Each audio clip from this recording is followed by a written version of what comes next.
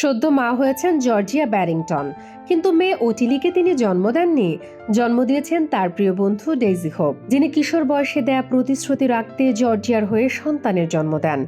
দুই বন্ধু ছোটবেলা থেকেই অবিচ্ছেদ্য। তারা নিজেদের সোল সিস্টার বলে ডাকেন।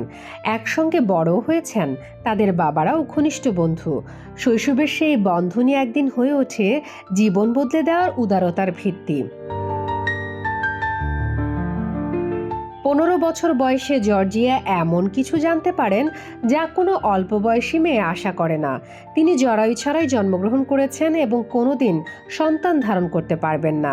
মেয়ার ওকিটানাস্কি কুইস্টার হাউজার সিনড্রোম বিরল এক জন্মগত রোগ, যা প্রতি 5,000 নারীর মধ্যে একজনের ক্ষেত্রে দেখা যায়। জর্জিয়ার মনে হয়েছিল এক মুহূর্তে তার ভবিষ্যৎটাই যেন বদলে গেল।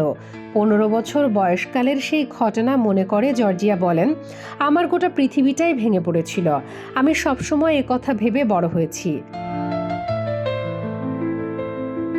আমি একজন মা হব, আর সেটা আমার কাছ থেকে ছিনিয়ে নেওয়া হলো। আমি যা কিছু স্বপ্ন দেখেছিলাম সবই শেষ হয়ে গেল। সে সময় ডেইজি খুব মাতৃত্বপ্রবণ ছিলেন না, কিন্তু বন্ধুর রোগ নির্ণয়ের কথা এখনও স্পষ্ট মনে করতে পারেন। তার কাছে অন্যায় মনে হয়েছিল যে বন্ধু মাতৃত্বের স্বপ্ন দেখতেন সে কিনা মা হতে পারবে না।